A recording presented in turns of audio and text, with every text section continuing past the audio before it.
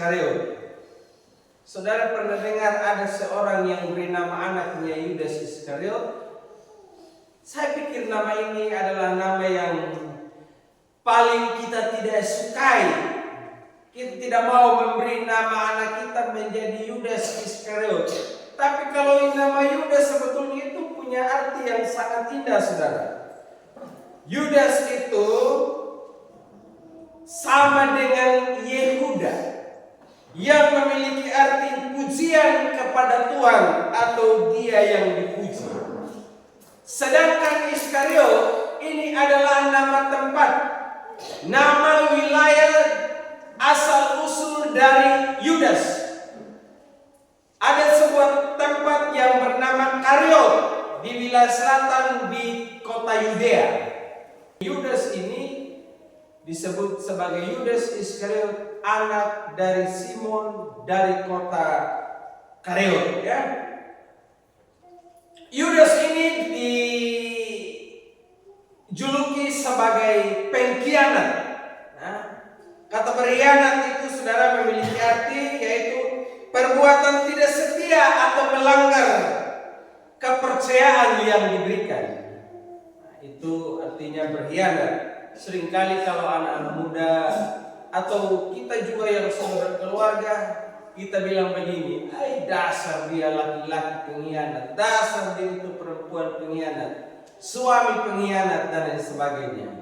Kenapa kita katakan demikian? Karena orang yang kita selama ini buat satu ikrar atau janji, ternyata dia tidak tepati dengan janji yang kita sudah sepakati bersama, atau dia sudah melanggar dari ketetapan yang telah kita buat bersama. Nah, hari ini saudara kita akan sama-sama belajar dari kitab Markus pasal 3 ayatnya yang ke-19. Dan Yudas Iskariot yang mengkhianati dia. Kalau kita baca secara keseluruhan, ini adalah berbicara bagaimana Tuhan memanggil para murid. Dan orang yang terakhir yang dipanggil oleh Tuhan dalam bacaan ini adalah Yudas Iskariot. Nah, Yudas Iskariot ini adalah orang yang dipanggil Tuhan, yang dipilih Tuhan, sama seperti Tuhan memilih para murid yang lain. Ingat bahwa Tuhan tidak pernah bermaksud memilih salah seorang muridnya untuk kelak menjadi pengkhianat. Catat baik-baik ini. Karena ada sedikit kesalahan terjemahan dalam Alkitab, dikatakan bahwa dia adalah orang yang ditentukan untuk binasa. Padahal sebetulnya dalam terjemahan yang sesungguhnya dia adalah anak kebinasaan. Nah, ketika kita salah memahami ini, berarti kita akan berpikir bahwa Yudas ini adalah salah satu murid yang telah ditentukan oleh Tuhan untuk binasa. Tuhan tidak pernah menentukan seorang pun untuk binasa. Dan Tuhan juga tidak pernah menentukan agar iblis itu kelak dia bisa menjadi seorang pemberontak, yaitu Lucifer. Lucifer waktu dia dipilih untuk menjadi pemimpin pujian dalam kerajaan surga, Tuhan tidak pernah menetapkan dia suatu saat kau akan jadi pengkhianat. Lalu kenapa bisa terjadi pengkhianatan? Berkhianat itu terjadi karena memilih untuk mengikuti kehendak bebas. Memilih untuk mengikuti kehendak bebas atau kemauan sendiri. Itu yang pertama saudara perlu ketahui. Sehingga pemahaman yang berkata bahwa Yudas Iskariot ini adalah orang yang sudah ditentukan, dia bukanlah orang yang ditentukan untuk binasa. Karena kalau sampai Tuhan memilih orang tertentu untuk binasa, berarti dia bukan Allah yang Maha Kasih. Berarti dia bukanlah Allah yang baik. Dia bukanlah Allah yang adil. Tetapi orang itu berkhianat atas pilihannya sendiri. Sama halnya kalau saudara buat salah. Apakah Tuhan pernah datang dan paksa kita untuk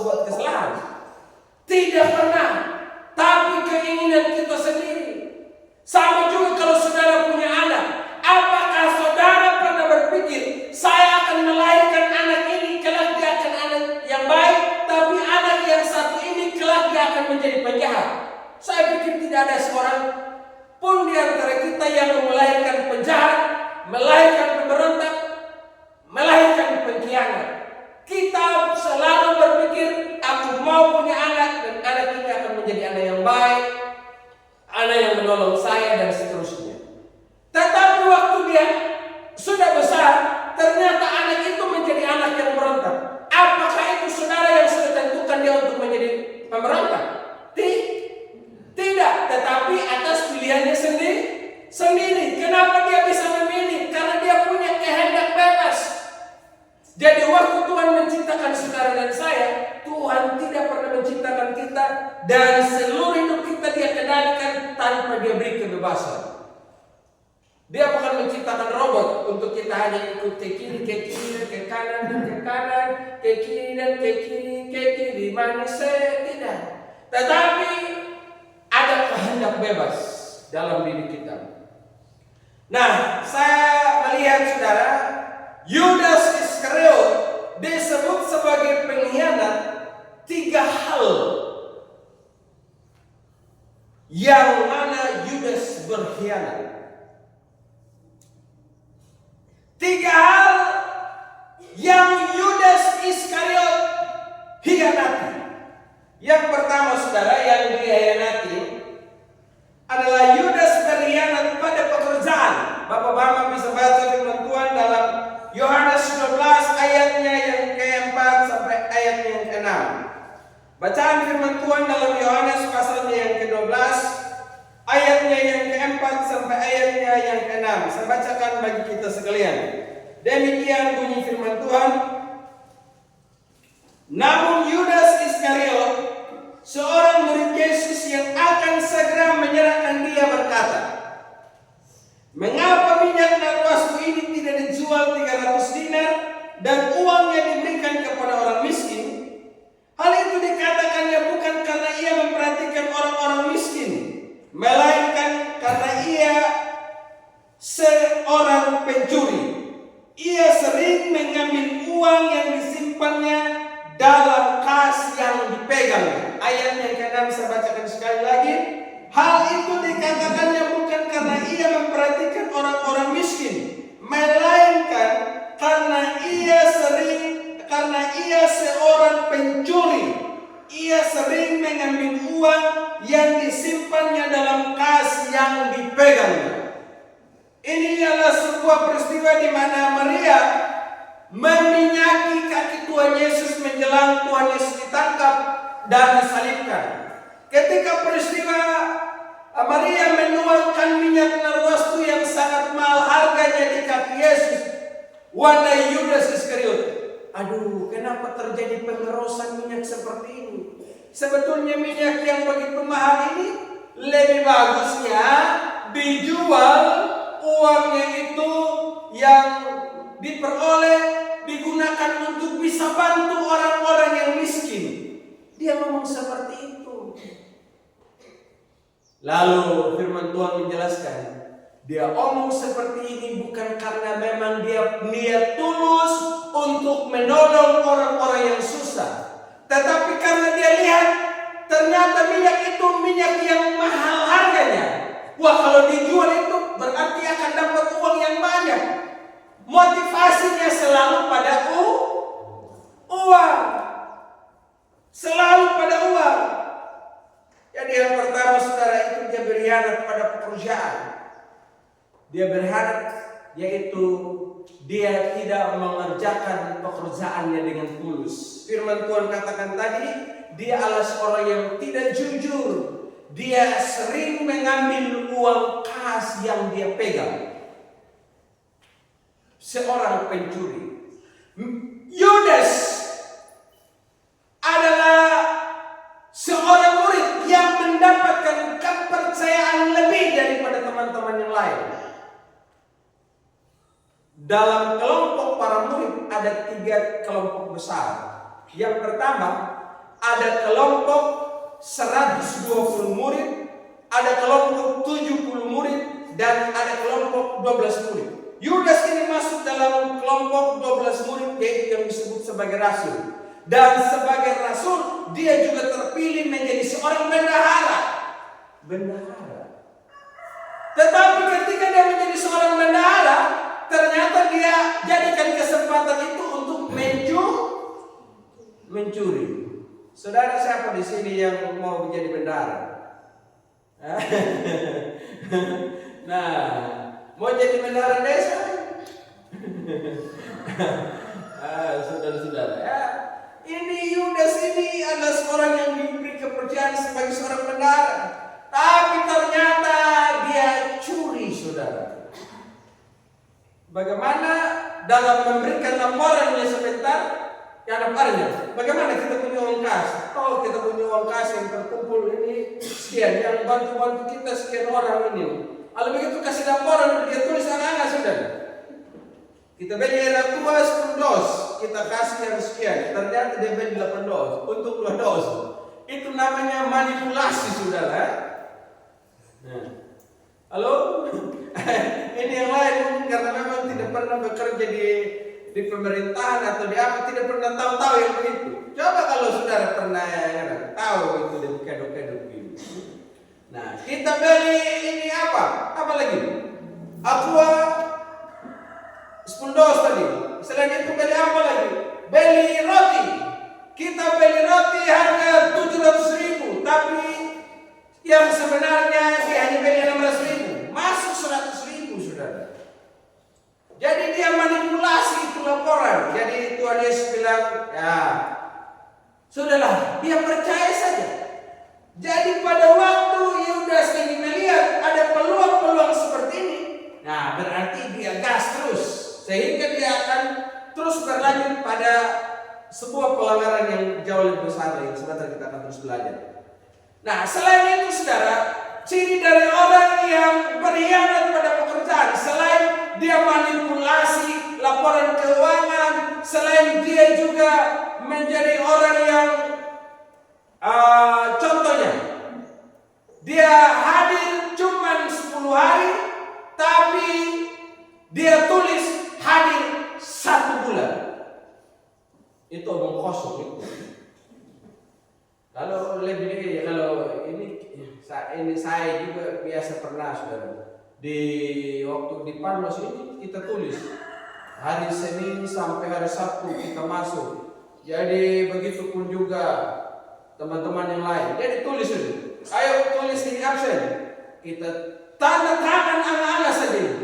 Padahal tidak pernah hadir. Nah, itu namanya omong kosong, manipulasi itu, saudara. Nah, selanjutnya itu juga, saudara, salah gunakan wewenang dan jabatan.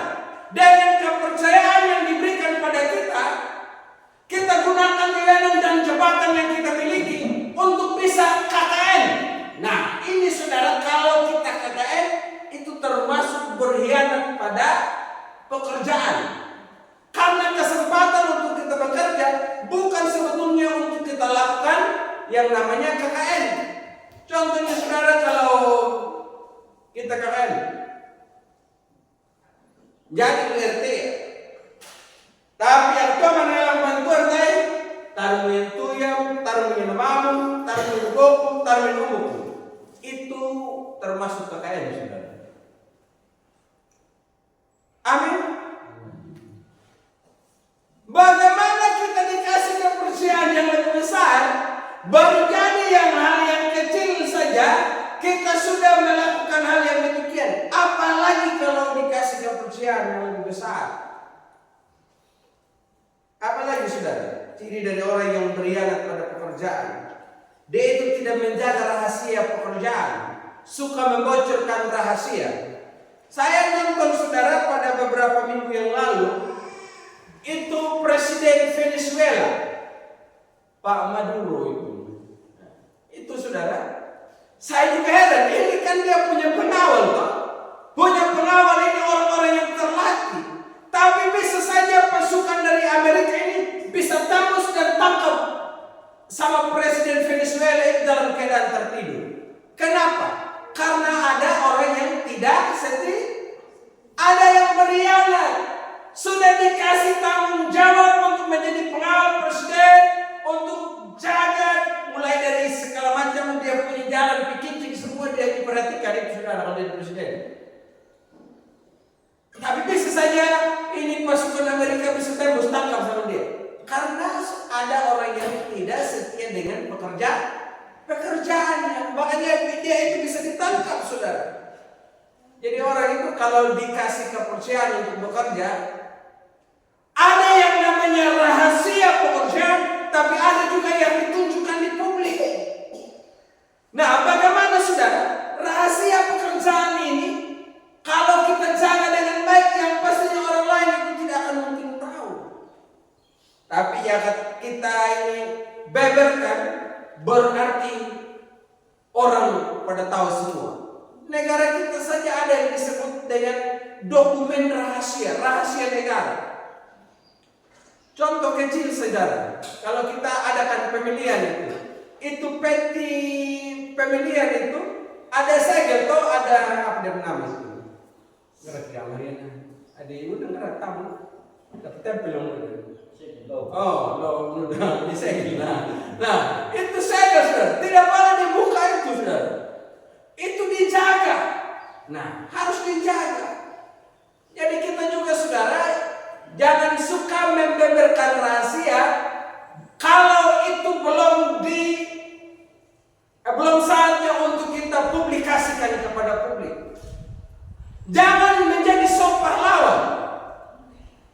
Sok pahlawan artinya supaya orang anggap kita hebat, kita adalah orang yang paling tahu dan memberikan sebuah berita yang terbaru untuk orang lain. Jadi belum saatnya untuk dikasih tahu pada orang lain, kita sudah ngomong duluan. Anton dia di badan orang, jadi orang hakang halil rumah orang dulu. Penghai orangnya, itu namanya tidak bertanggung jawab dengan pekerjaan. Selanjutnya itu bekerja dengan setengah hati atau seadanya. Kita mungkin rajin pergi bekerja, tapi kita kerja itu dengan kerja yang seadanya. Kita bekerja bukan didasari sebuah ketulusan, kesungguhan, tapi kerja supaya orang lain lihat bahwa kita memang bekerja. Haman janganlah keluar ke kanu. Lah keluar karena itu kayak rambu atau amne umbu barang yang hawala na rumah nutek dol kumil ang-anga. Itu namanya omong kosong itu, kerja setengah hati. Ande ina mandrama ko nutai. Wah, Aisyah tidak mau baik ya. Nah, itu kerja omong kosong namanya, kerja setengah hati. Ada kau yang begitu di sini? Tidak mandrama ko. Ade mandrama naik. Kuan panjang ke banon. Jangan dia iha, belum ada repak dia kan lanjut. Dangning na repem dibanding dangning na ramah. Dangning na ngupapapokron dibanding dengan orang. Nah itu tidak bagus, samanya berkhianat pada pekerjaan. Itu yang pertama saudara. Yudas ini berkhianat pada pekerjaan. Yang kedua saudara, Yudas Iskariot ini berkhianat pada pemimpin atau kepada sesamanya. Dalam Lukas pasalnya yang ke-22 ayat 3 dan 6. Lukas pasalnya yang ke-22 ayat 3 sampai 6. Demikian bunyi firman Tuhan. Lalu masuklah iblis ke dalam Yudas yang bernama Iskariot, seorang dari ke-12 rasul. Yudas pun pergi kepada imam-imam kepala dan kepala-kepala pengawal bait Allah dan berunding dengan mereka bagaimana ia dapat menyerahkan Yesus kepada mereka. Mereka gembira dan sepakat untuk memberikan sejumlah uang kepadanya. Hal kedua saudara, Yudas Iskariot ini adalah orang yang dipercaya sebetulnya menjadi rasul, tapi ternyata dia yang menjual Tuhan Yesus. Rupanya dalam pelayanan itu, yang pertama tadi, waktu dia mencuri uang, ternyata Tuhan kasih dia pengampunan. Walaupun Tuhan tahu, tapi Tuhan tidak pernah pertanyakan sama Yudas. Tuhan sengaja tidak mau pertanyakan karena tidak mau permalukan dia. Tapi ternyata Yudas berpikir Tuhan itu bodoh. Yesus itu bodoh. Siapa kayak itu tuh tapi pian angin mirip dan pian angin guru. Nah, akhirnya dia berpikir, oh ternyata Yesus punya kelemahan ini. Begitupun juga dalam pelayanan. Dia lihat bahwa Tuhan Yesus ini mengampuni, berbelas kasihan kepada orang. Dia berpikir, oh Yesus itu berbelas kasihan, rendah hati, lemah lembut, dan seterusnya. Jadi dia lihat kesempatan, oh berarti kalau begitu sekarang saya bisa manipulasi Tuhan, saya bisa tipu sama dia. Makanya saudara, dia masuk pada tingkatan dosa yang lebih besar lagi, yaitu dia berkhianat pada gurunya, pada Tuhan. Dia pergi menjual Yesus, menghadap kepada para kepala-kepala, seperti yang dituliskan dalam Alkitab. Kalau kamu kasih saya uang, saya akan serahkan Yesus kepada kamu. Tadi dia curi uang, Rupanya uang yang dicuri itu belum cukup buat dia. Makanya sekarang jual Tuhan lagi supaya dapat uang lagi. Bayangkan saudara, kalau seseorang itu sudah dikuasai uang, dia akan pakai segala cara untuk menghalalkan segala cara hanya untuk memenuhi dia punya ego, dia punya kepentingan diri sendiri. Dia rela jual orang lain hanya supaya dapat uang. Saya mau tanya saudara, kalau kita susah miskin, tidak punya apa-apa, tapi ada yang datang tawar sama kita, kasih saya kau punya istri, khusus kita laki-laki, kasih saya kau punya istri, saya kasih kau 10 miliar. Kira-kira kita bagaimana laki-laki? 10 miliar ini. Dan ini mau penunduk supaya Anda kan? Wanita tahu dia ada bagaimana? Kita lihat kita punya istri, boleh pikir, yang tahu memang menhapulah alam ini, melawan makanya dia ada ini. Bahwa di sisi lain juga mirip teman ini. Ada ini pada kalau abang ada nih, akhirnya apa namanya? Wadahnya itu bagaimana? Mana yang tahu ini? Wadah lainnya ada.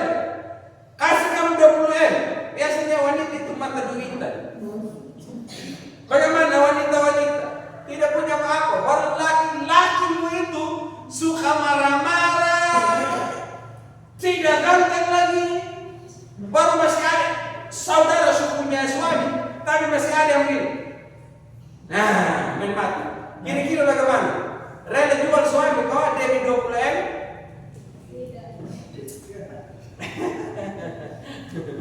Luar biasa saya salut saudara setia Jadi saudara, Yudas ini dia jual Yesus hanya demi uang. Nah mungkin saudara kita berpikir begini, kalau saya dumpak deti saya tidak lakukan ini. Saya tidak pernah berkhianat sama suami istri atau kepada orang lain. Saya pun tidak pernah saya lakukan. Tapi dengar baik dulu. Orang yang menjual atau yang berkhianat pada orang lain tidak selamanya harus seperti Yudas Iskariot yang jual orang lain dapat uang. Tapi kalau engkau suka menusuk dari belakang, sama halnya juga kau berkhianat pada orang lain. Amin. Siapa yang suka bertusuk dari belakang, tapi dari depan dia baik-baik semua. Tapi dari belakang, Iyan Tuhan yang ganaman anggar, tapi yang dari belakang ini yang suka goreng sama kita. Lihat ini Yudas ini. Tuhan Yesus pilih dia jadi murid, dia sudah jadi orang yang terpandang, tapi ternyata dia tusuk Tuhan Yesus hanya dengan uang. Dia cium lagi saudara.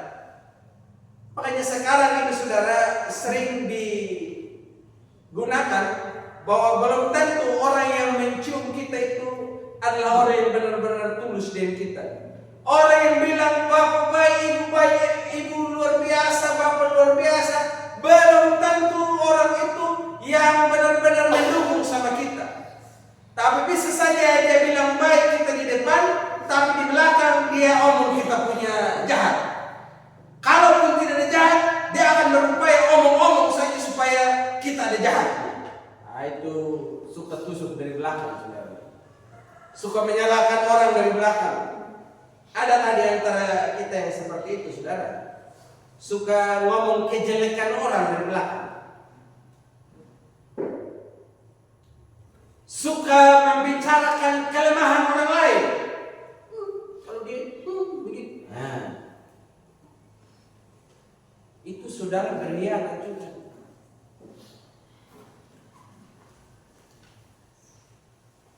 Jadi hari ini mari kita bisa koreksi diri kita, saudara. Kalau selama ini kita berpikir saya tidak berkhianat, tapi kalau kita suka membicarakan kelemahan orang dari belakang, itu sama halnya kita juga ada pengkhianat. Selanjutnya, tidak setia dalam kerja tim. Apa yang disepakati bersama, tapi ternyata dia itu tidak benar-benar mau mendukung. Dia bilang, oke siap, saya mendukung Pak, siap, saya mendukung Bu. Tetapi ternyata di belakang itu dia berupaya supaya apa yang disepakati, apa yang direncanakan, ternyata dia mau supaya itu tidak berhasil. Iwang mau tidak berhasil mau madu kuno ya, tapi bel tenengar lu ayah dukun. Saya sudah feeling itu dia punya anak ke sana. Padahal kau itu yang diam kerok. Nah itu saudara, hati-hati dengan begitu. Nah, contoh lain saudara, itu kadang orang itu yang tidak bekerja dengan sungguh-sungguh. Kalau pemilihan bupati saudara, saya ini coba maju dari tahun 2020 dengan yang tahun 2024 yang kemarin kita pemilihan bupati. Ini saya coba lihat, bisa saja percakapan tim yang saat ini diketahui oleh tim yang lain, baru kasih tunjuk di media sosial. Orang heran, kok bisa dia tahu, bisa bocor ini kita punya percakapan, kita punya rahasia. Karena ada orang yang tidak bekerja dengan baik. Dia bilang mendukung, tapi ternyata dia juga yang jadi perusak dari belakang. Jadi seandainya saudara ada yang masuk anggota DPR di sini saudara, kalau kita bilang dukung betul, kalau bilang tidak dukung, daripada kasih harapan palsu sama seseorang. Amin. Nanti aku pengalam menundui itu ibu pada anak apa maduk ibu kan ambulan beli udah beli lom ibu. Jadi harus komitmen saudara, harus komitmen. Selanjutnya saudara, jadi orang yang berkhianat yaitu menyalahgunakan kepercayaan dari pimpinan. Yudas ini dikasih kepercayaan, tapi kepercayaan yang dia dapatkan dari pimpinannya justru dia gunakan itu untuk kepentingannya sendiri. Dia curi uang untuk siapa saudara? Untuk diri sendiri.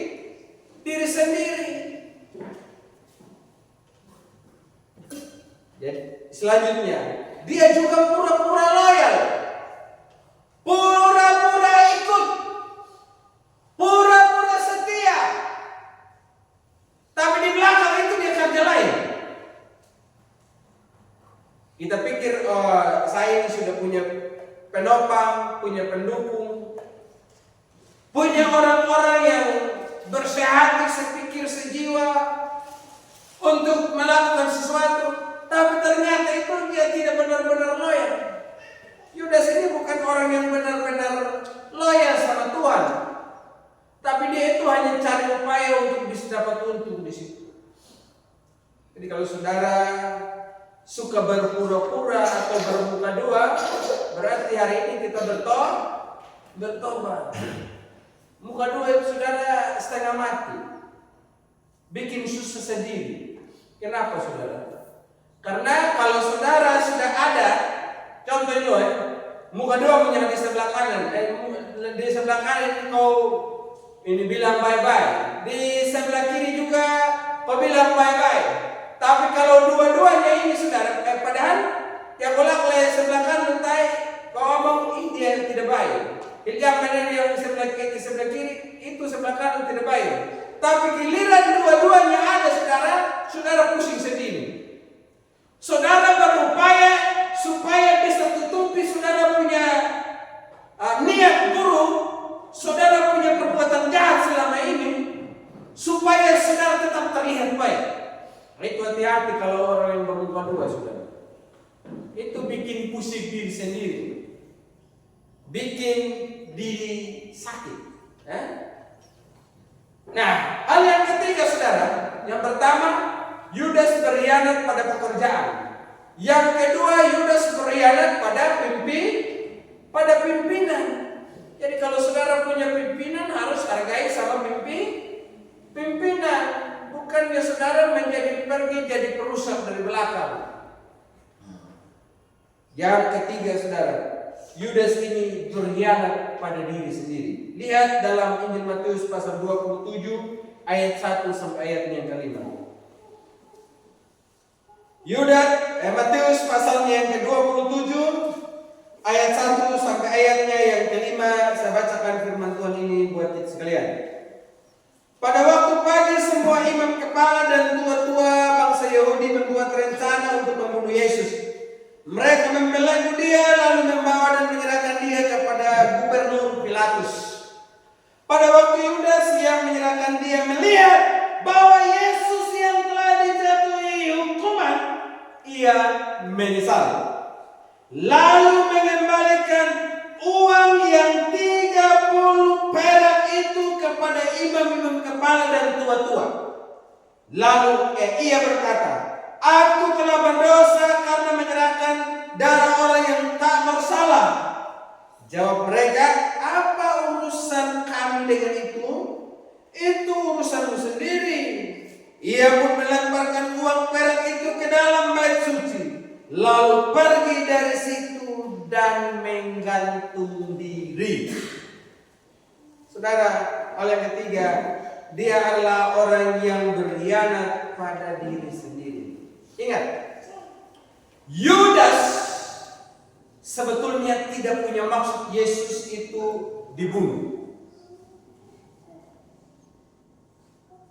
Tetapi dalam kenyataannya, para imam-imam kepala mau bunuh Yesus. Jadi ketika Yudas tahu ternyata, saya pikir selama ini hanya mau disiksa saja, tapi ternyata dibunuh, dia menyesal. Oh, saya sudah jual ini orang yang tidak buat salah. Dia tahu Yesus tidak buat salah, tapi dia juga tetap menjual hanya demi uang. Lalu ketika sudah ada keputusan mau bunuh sama Yesus, dia menyesal. Tapi dalam penyesalannya itu saudara, bukannya menyesal untuk bertobat, tapi dia menyesal memilih jalannya sendiri. Ingat, Yudas mati gantung diri, apa disuruh Tuhan atau atas keinginannya sendiri? Keinginannya sendiri. Ketika dia sudah menyesal, aku sudah berbuat salah. Orang yang berkhianat pada diri sendiri seperti itu. Dia tahu dia buat salah, tapi dia ambil keputusan untuk dirinya sendiri. Contoh, dia buat salah hari ini, dia akan bilang gini, tonjal. Nggak dia kata aku mana kamu kunyung gaya mirip atau tonjal turun kalau. Nanti yang ukur benar dan penabung neal. Dia tukang dikte lagi sama Tuhan. Dia menjadi pengganti dari Tuhan. Dia bilang, nggak dia kata aku mana kamu mirip lalu akad Tuhan. Nih saudara, itu artinya menghakimi diri sendiri. Dan apa yang dia lakukan? Ketika dia sudah menyesal, dia pergi menggantung diri. Dia mati saudara. Dia buat salah, dia gantung dirinya sendiri. Hakimi dirinya sendiri. Dia berkhianat pada dirinya sendiri. Dengan memilih jalannya sendiri untuk menggantung diri. Mestinya kalau dia belajar dari apa yang dilakukan oleh Petrus. Petrus itu waktu dia sadar dia buat kesalahan, dia menyesal, lalu bertobat. Tapi Yudas Iskariot menyesal, pergi gantung diri. Kalau Yudas Iskariot dia menyesal dan kembali kepada Tuhan, saya percaya Tuhan akan terima dia punya penyesalan, saudara. Tapi ternyata dia tidak melakukan hal yang demikian. Saudara yang dikasihi oleh Tuhan kita Yesus Kristus, ciri dari orang yang berkhianat pada diri sendiri.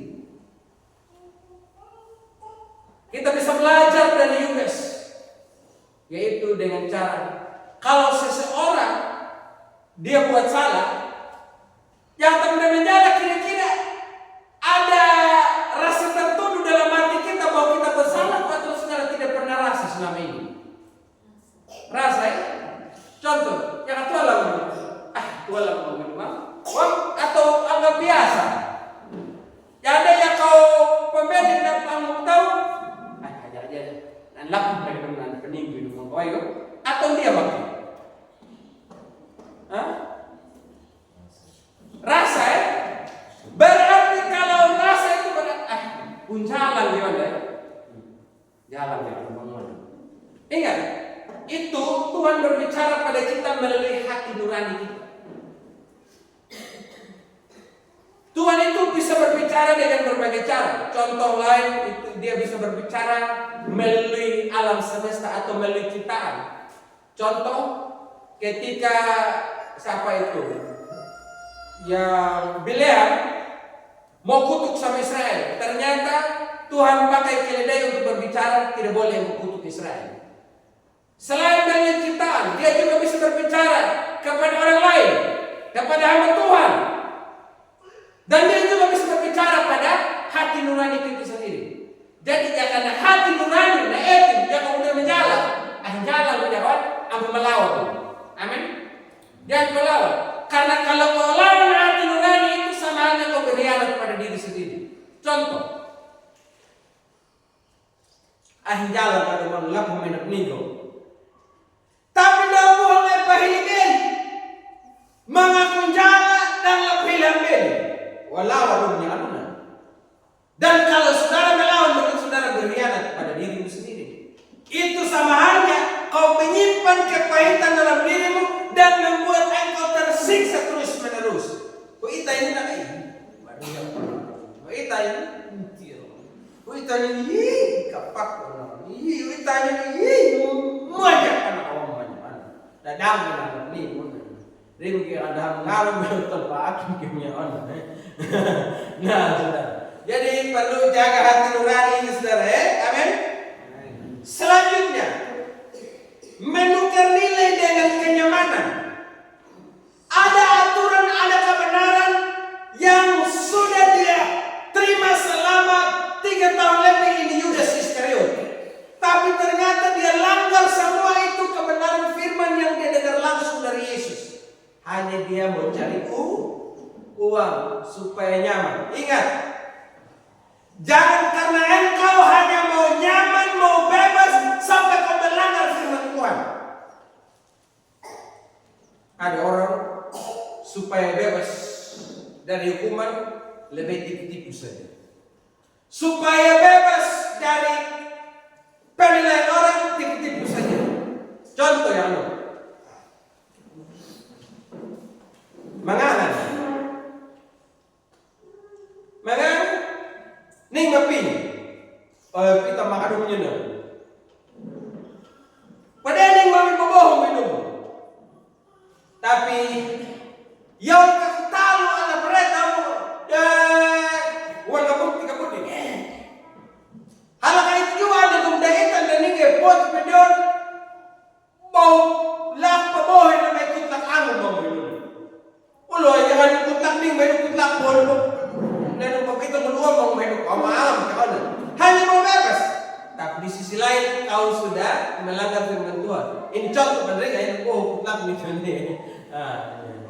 Ini contoh saudara. Ini kadang-kadang kita hanya mau nyaman, mau bebas, tapi kita melanggar aturan atau firman Tuhan yang kita dengar. Ai mangariman. Selanjutnya, suka menunda perubahan. Yang napinya pada nyala, cuma sekali ini saja saya buat salah. Dia tahu buat salah, dia akan bilang begini. Demi hamba itu, anak kali turun lumai nah yang biasa. Dia tahu buat salah, tapi dia akan bilang begini. Nak boleh itu, kapan halilnya kan? Yang kau menunda tunduka, kau berkhianat pada diri sendiri. Ada banyak orang dia sadar kalau dia itu buat jahat, tapi dia sulit untuk dia cepat berubah.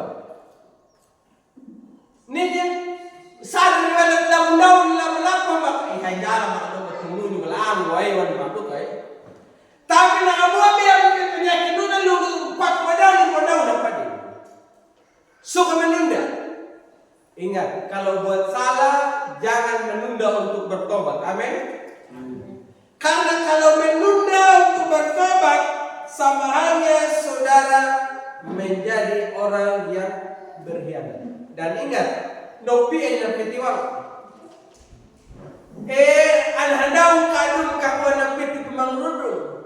Ang namundaw kao na makikuyaman nyo kapag harang kaku iyo. Antay mundaw pakudong ang pinanigunaana mo pala talajawa. Ani mundaw pakudong na mutuwa pagdaanan mo. Umuhon piyak na hihimorong na petiwang na periwang mo. Ya kamay mo yung ono mamili na napakudong bibili na jawab mo. Saya ini pikir-pikir saudara, lihat orang yang mati mendadak ini. Saya juga hati-hati saudara, pikir-pikir.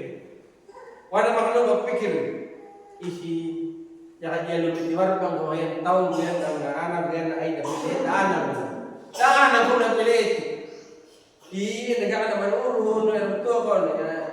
Yang tahu pun dia itu dia ambil lepit nalea pun dia tidak tahu.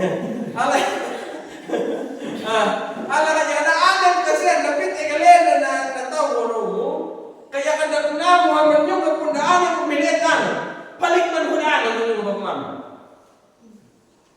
ay no yan jadi balik man jadi magrimo ng iba tapi ya kay ibu wala lang yung kaya kumeti dahil kan ingat gomgon yung makan yang hilpit mo niya kataw kasi yan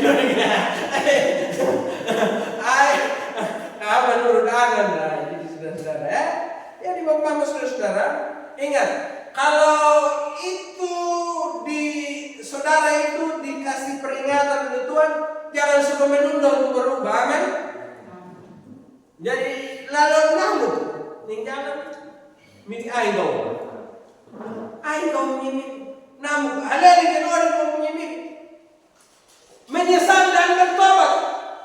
Jangan kau sudah menyesal hari ini kau pulang bawa menyesal lagi di rumah sebentar. Jangan jadi rumah ini kau pulang rumah ini kunjala memandang mau mendoaleli ya. Yang doaleli yang punya amat doa Yudas. Enggak ada belakang Yudas. Dia pergi gantung di mati tanpa Tuhan, yang kau mati tanpa Tuhan itu binasa saudara. Binasa. Lalu bagaimana dengan perjuangan kita selama ini? Maka